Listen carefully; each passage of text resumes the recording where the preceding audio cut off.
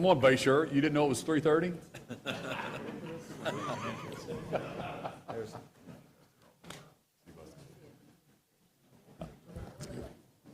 Well, guys, welcome. We're so excited to be here as elected leaders of the state of Oklahoma, and we're landing and just so excited to work with my two friends here, the speaker and the pro tem, and we've had a great session, and I think Oklahomans are going to be really, really thrilled with the policy and that we're able to get across the finish line. If I go back to my State of the State address, it's really simple. I've been in here with you all session and talking about these things, and really for my 7 years as governor, and it's to make Oklahoma a top 10 state and the very best state for business. And so how do we do that? We've talked about a couple things, and there was a couple of specific policy items that we wanted to try to get done, and we talked about getting a tax cut done, giving some relief to Oklahomans, staying up with the competition and what other states around us are doing so we can be the most pro-business friendly state, and getting us on a path to zero. We've come up with an agreement on that.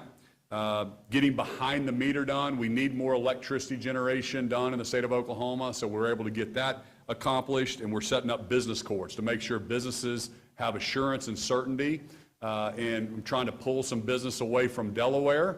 As you know, Texas has set up business courts, and so we're really excited to get those things done. And it's been a long-standing priority of mine also to focus on tort reform.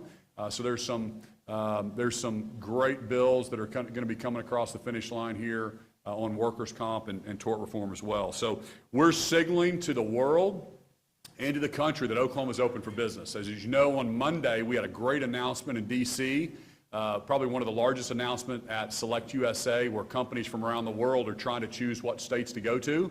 And we got a very, very large ammunition manufacturer to move and set up a factory in Oklahoma. So it was a Brazilian company. They supply ammunition to the U.S. military and also sportsmen around the country. So we're really excited to land that.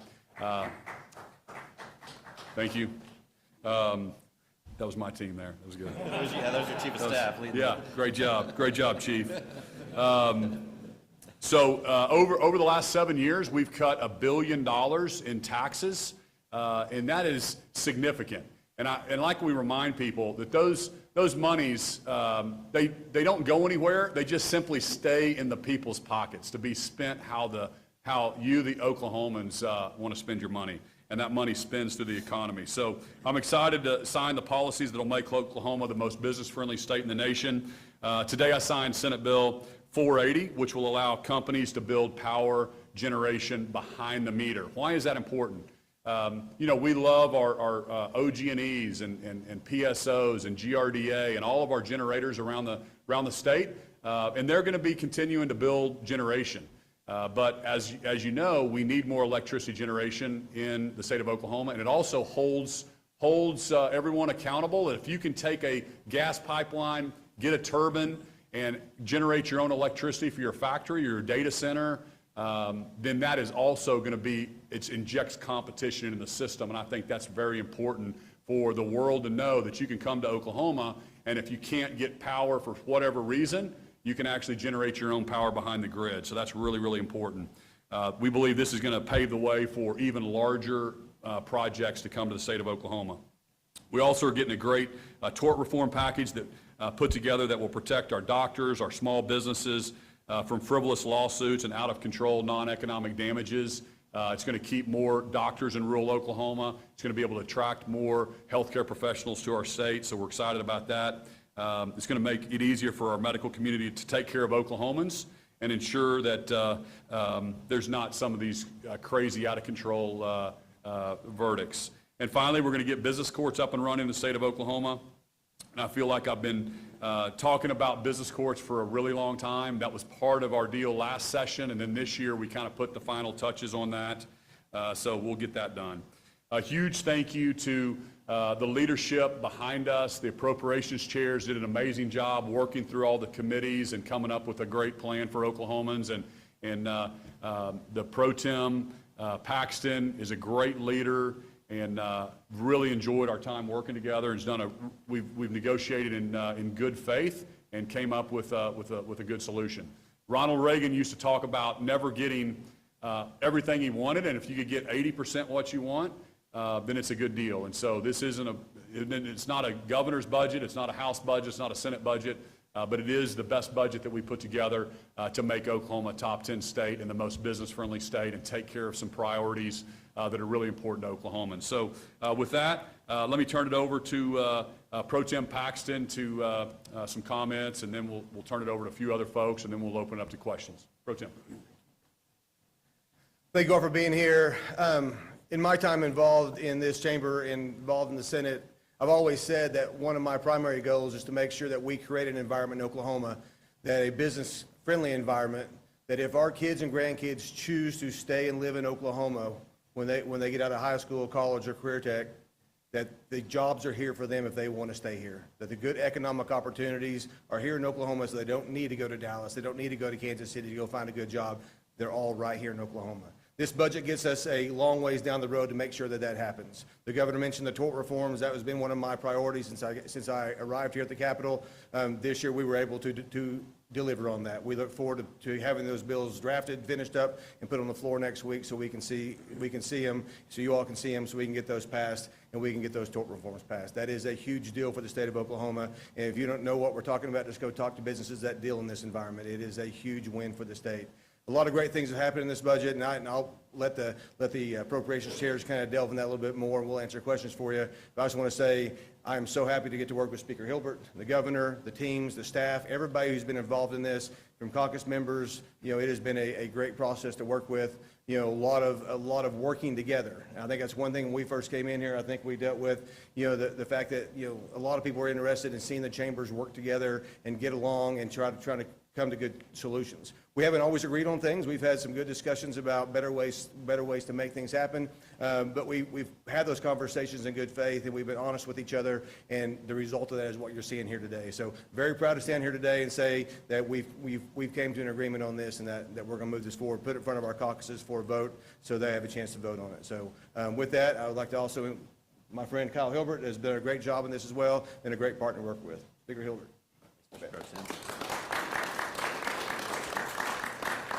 Well, everybody, as the folks in this room know, when you have a budget agreement, that's a culmination of the end of session is near, right? Constitutionally, we have one job in the legislature every year, and that is to pass a budget. That is the one thing we absolutely have to do.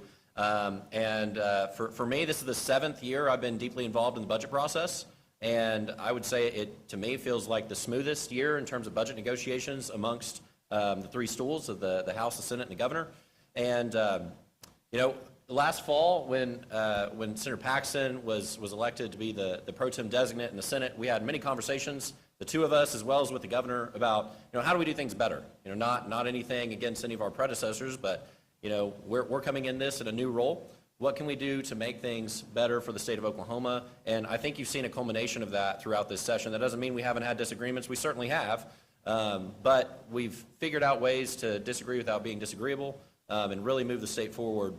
And it's been a real honor working with these two gentlemen to culminate with this, and just incredibly proud of the members of the House who have put in an incredible amount of work throughout the year. Chairman Trey Caldwell, Vice Chairman John Kane, they have been diligent in seeking input from all of the members of the Oklahoma House of Representatives, and I truly believe they have built a budget from the House's perspective, from the ground up, from perspective of all members. As the governor stated, that does not mean that every member got everything they wanted. I know I certainly didn't, but it does mean that we all had input as we represent our constituents to try to build a budget that makes sense for the state of Oklahoma. And this is a budget to really be proud of.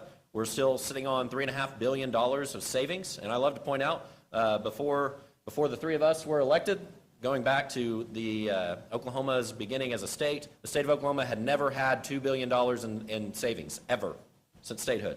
We're at $3.5 billion, to kind of put that into perspective. So that is a great place to be as we prepare for the future.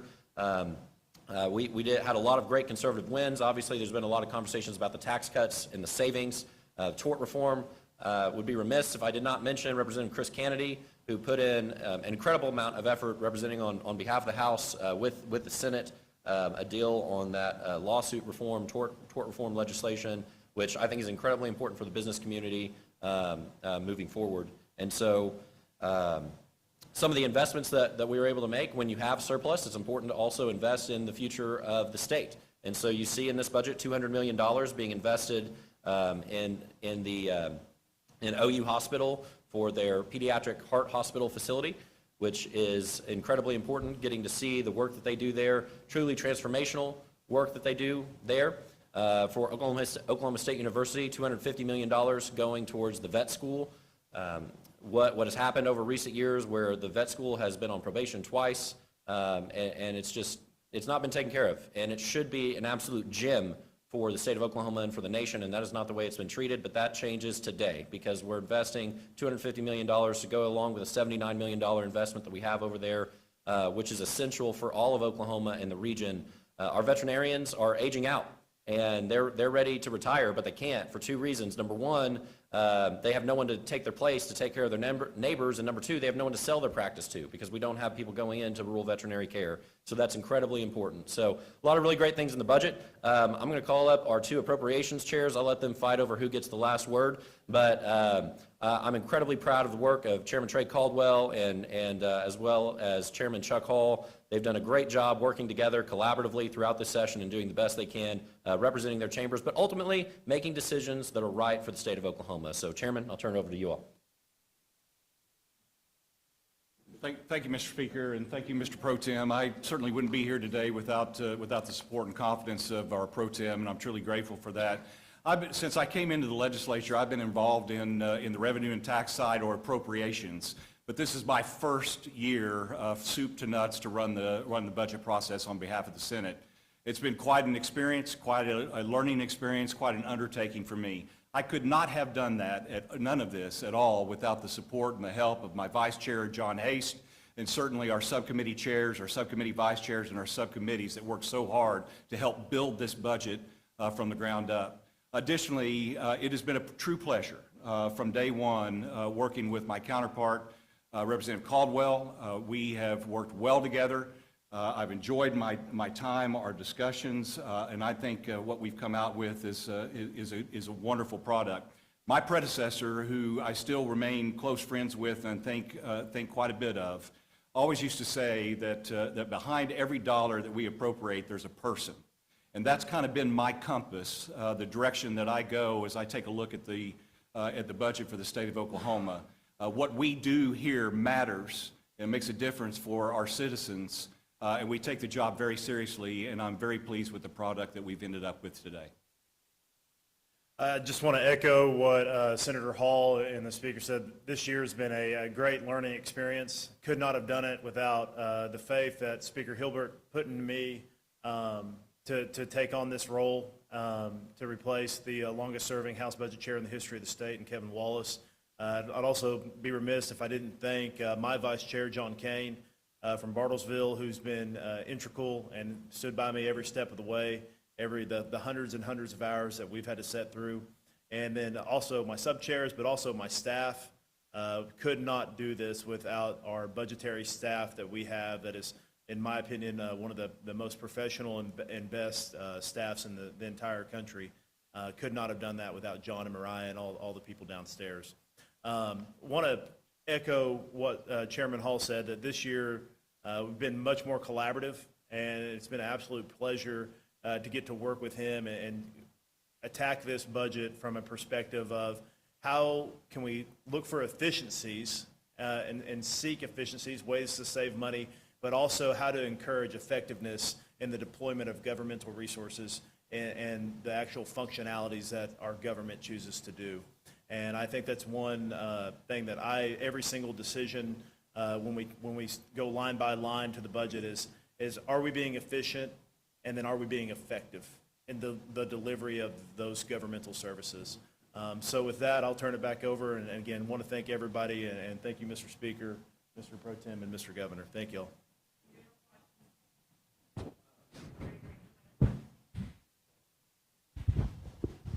Trying to look through the budget portal, and I thought perhaps we could get some more specifics. Nice to pat yourselves on the back, but could you tell the public what's in the budget agreement overall? We've got OSU Vet School, we've got the OU Hospital, looks like the $312 million prison purchase in Lawton. I know you're excited about some education things, so could you give us a little more in the weeds? Thank you very much. Yes, and kind of piggyback this, but the portal is not currently up to date. It'll be up to date. We wanted to wait until the House and the Senate both had the opportunity, myself and my counterpart, to be able to present to our caucus before we published it. That will be up live probably by end of day. Oh, is it live now? Okay, awesome. Okay. So, I mean, big ticket items that we're looking at, like what true one-time generational type investments that come to the top of my mind are Oklahoma University's Pediatric Heart Hospital, Oklahoma State's veterinary school, the Lawton Correctional Facility, buying that from a private entity and bringing that under the control of the DOC, and trying to find improvements with that as well. Also, we have the military, the generational type investment that we put in the Oklahoma National Guard with the resource centers and deferred maintenance at $41.6 million. What else am I forgetting off the top of my head? Other deferred maintenance issues. So, Yep.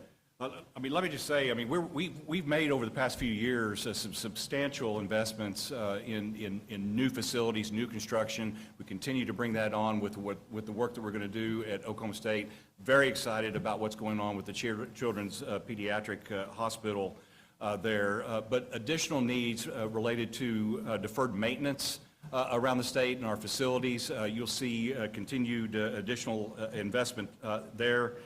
In those areas, we're looking at some base enhancements related to some base facilities. You're going to continue to see a desire to invest in Oklahoma. You know, the governor has created a pro-growth model for this state, and I'm very excited about what he's done and the direction that he set out. And I think that this budget recognizes where we're going to be headed with growth in the state of Oklahoma. And frankly, it's going to be demanded that we see results from the investments that we're making if we're going to continue down to be a successful state that we are today.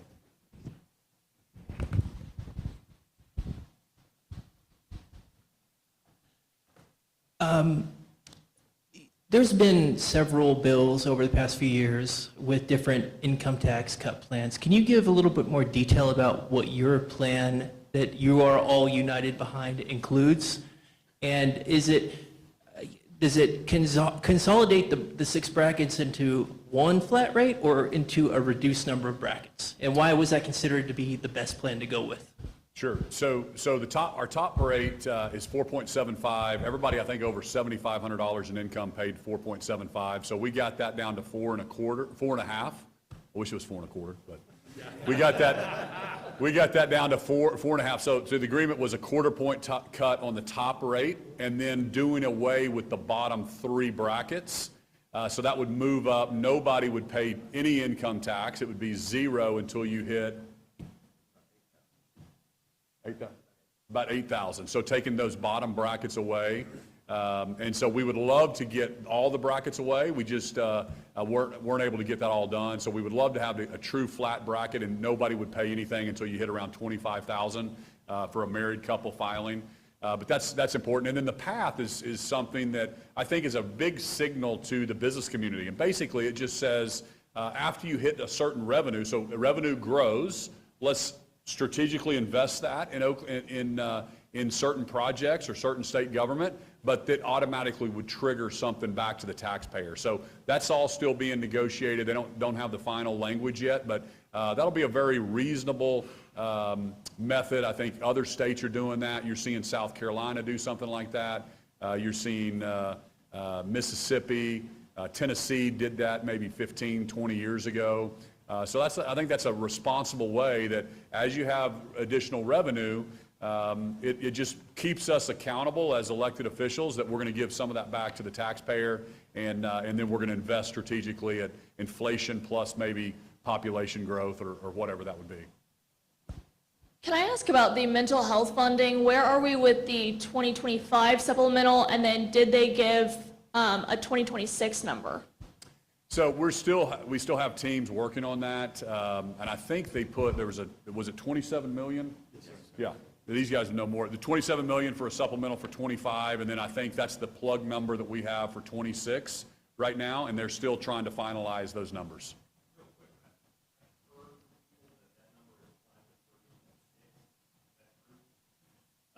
There was a report, I think, from Loft that just recently came out that they think that number could be around 30.6, 31 and some change.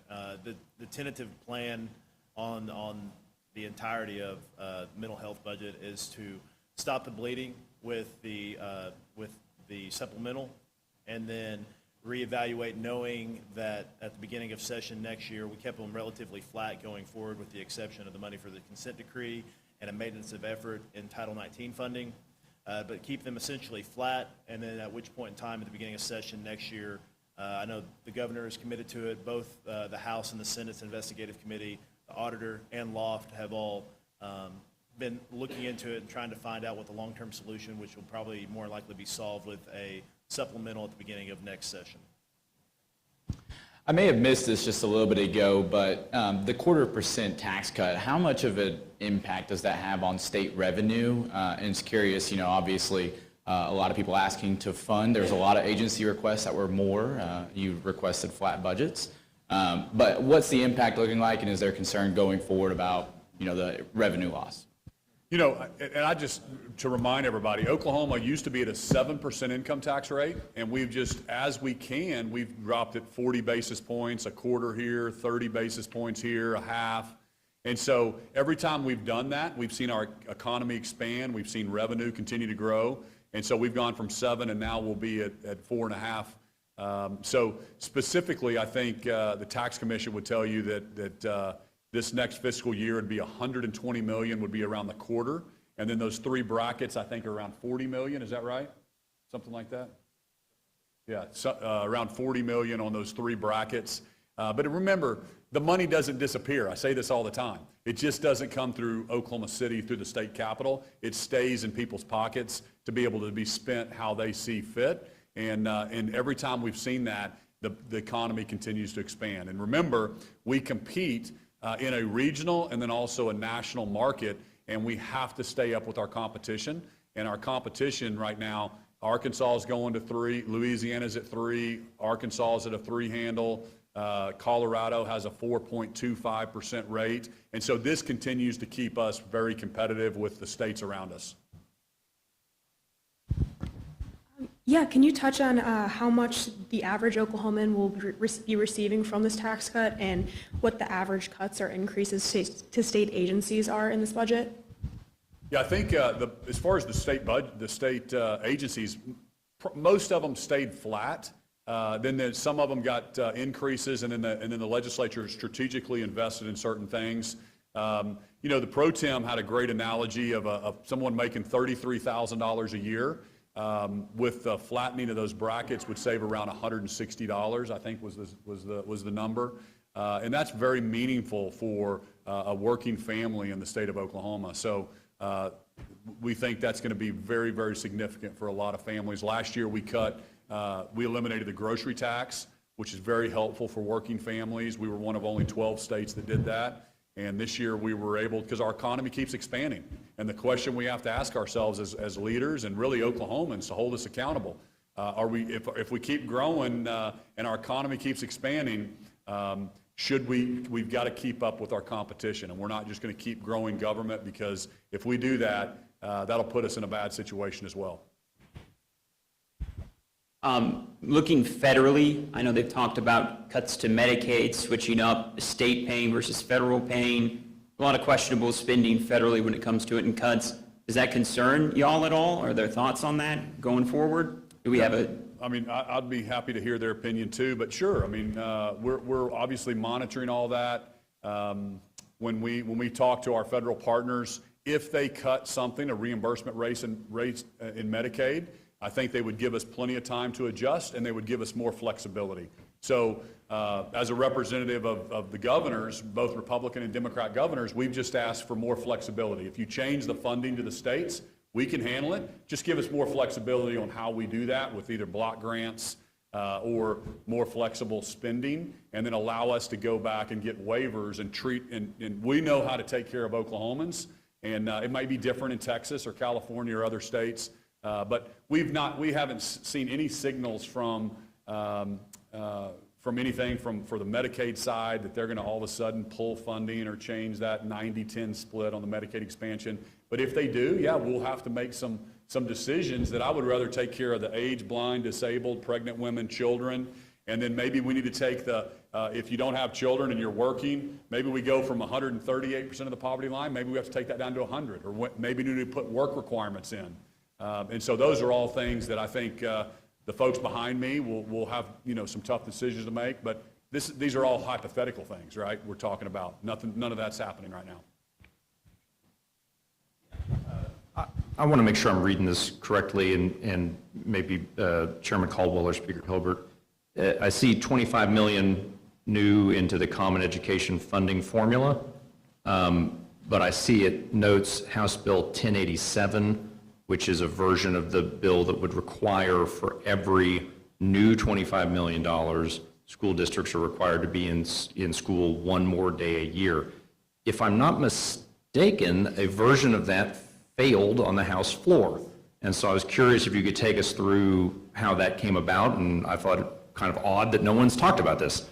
That's a great question. Upon negotiations with my counterpart in the Senate, and more specifically, a negotiation amongst the three principal education chairs in the House and Senator Pugh in the Senate, I think there's a level of compromise, and that compromise is essentially a merging of those two policy ideals, one about extending the scale from 30, adding additional 10 years for teachers when it comes to their pay scale, but at the same point in time, adding 1 day to the calendar, or approximately equivalent of 6.5 hours as well, but that's only as a one-time thing, so it's not going to happen into the future. The current iteration of the piece of legislation that failed on the floor was anytime $25 million of a trigger hit, you added an additional day to the calendar regardless. This is a one-time opportunity, so if we hypothetically added $50 million to the educational budget next year, that would not increase the amount of days by 2 days. I think that our caucus, after consulting with our education chairs, are much more comfortable with that policy, and I think that we'll have to bring that back up and take it before the body on the floor, but I believe we won't have any problems at all passing that agreement. Mr. Speaker. Yeah, I'll add a little bit more to that. So there's two pieces, and as Chairman Caldwell said, this is not the original version which failed on the House floor, which increases a day in perpetuity for every 25 million. This is a one-time increase from a minimum of 165 days to a minimum of 166 days. And putting this in context, for a long time, school districts were at 180 days. It wasn't until 15 or so years ago, there's a big ice storm, and the legislature changed it from a minimum days to a minimum number of hours in response to the ice storm, so that, because many school districts were without power for 2-3 weeks. And then over time, school districts started going less and less days, and that culminated several years ago in the legislature passing a bill, I think it was Senate Bill 441, if I remember the bill right, but that required a minimum of 165 days. So all this would do is take it to 166 days, which is still 14 days less than what it was about 15 or so years ago. And what it also does is it guarantees a teacher pay raise for our experienced teachers. What we have been saying again and again repeatedly is what we need to invest in and focus in public education is making sure we're recruiting and retaining quality educators, and making sure we're having as much quality time in front of those educators as possible. And so that's why you see in this legislation, currently the step raises for teachers go from step 0 to step 25. This increases that so that our more experienced teachers beyond year 25 continue to get those pay raises. And so that's an incentive to stay in the classroom. It's also incentive for teachers who have left the classroom to come back, because they'll get a major pay raise with this increase. So it's a pay raise for teachers, and it goes right in line with all of our public education policy that we passed this year. You look at the bell-to-bell, no-cell policy, what that's about, more engaged quality time for our students in front of our high-quality educators. And so this goes in line with everything we've been working on this session. Question for the governor, not on the budget, unfortunately. Wanted to ask you about the roundtable that you took part in earlier today with business leaders, faith leaders, the Latino caucus as well. They held a media availability later today that said that you had agreed to continue your opposition to a proposed rule that would have schools collect students' immigration information. So if you could maybe speak to whether or not that's an accurate characterization of how that meeting went, and then just also what you learned from that meeting and any feedback you have from that. Yeah. So, I mean, I've been up here several times saying that. I mean, it's correct. I mean, when they passed the rules that allowed, you know, to get to put some children on a list, that's where I stepped in. I said, listen, that's not what President Trump's talking about. President Trump's talking about enforcing the border, and he's talking about getting the criminal element out of our country. And I've never heard him talk about picking on kids. And so basically, they were just coming up here to let me know that it was the hospitality industry, the restaurant industry, construction industry, that some of the people are really, really scared and nervous about sending their kids to school, and they were just asking me to help them on that, you know, to be able to protect the young people in the state of Oklahoma. So again, it's a complicated issue, and it's an issue that normally it's a political issue that nobody on my side of the aisle would jump in and say, hey, let's attack this. So I knew it was going to be political and people were going to come after me for it, but it's the right thing to do. And as a guy that's, you know, never thought of myself as a politician, everything I do is common sense to try to make Oklahoma a top 10 state. And I thought that that was an unforced error by elected official that runs that department. And it was just creating turmoil in my state that was unnecessary. And nobody, I mean, I've been super strong on the border. We have to have a strong border. President Trump has done amazing. I just saw a stat yesterday. In April of 24, when Biden was in office, there were 68,000 people released into the U.S. from the southern border. And last month, this April under Trump, it was 5. Okay, just an unbelievable difference. And so we have to know who's coming into our country. Now that we have President Trump securing our border, we need to solve what are these contract for works, what's that look like? What does workforce visas and permits look like? And I've been, you know, kind of a leader in the Republican and the National Governors Association, and I think all governors can agree that that belongs at the state level. Like workforce permits, we should have more say on the state level and match up employees with employees with employers, right? And give them a contract for work. Obviously, if you break the law, you're out of the country. But now we can actually get down to dealing with the real problem. And dealing with it by putting kids on a list is not something that I think we should do. And if we get, hopefully we can change that rule and put kind of Oklahomans at ease a little bit.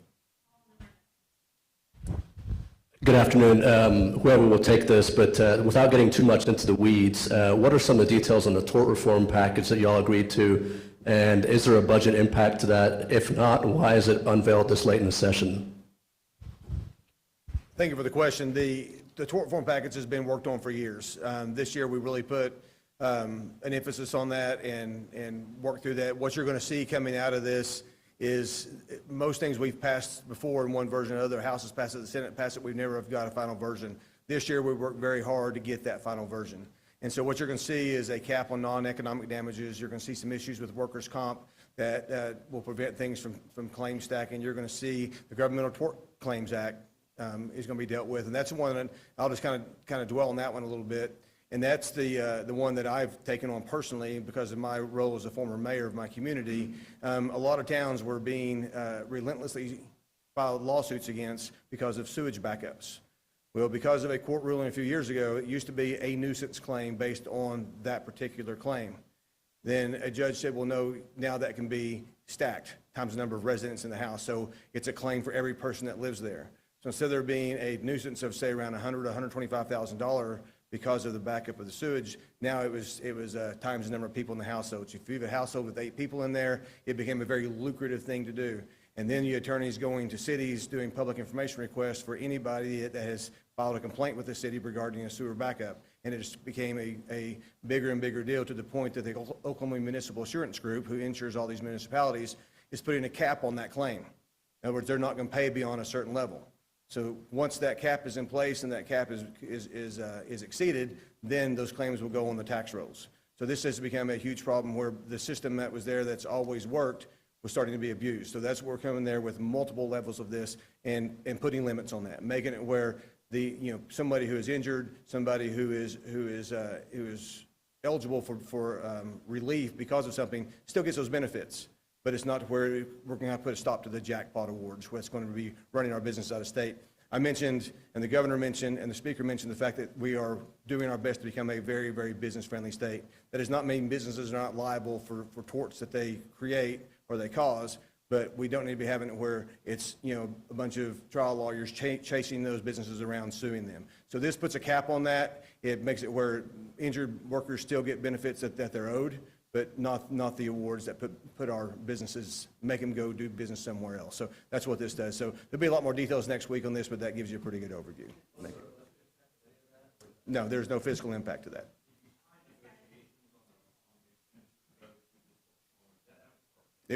Everything is in a big package to work on. Everything is starting to come together this week. Thank you. It's a lot funner when we do this all. Yeah. Thank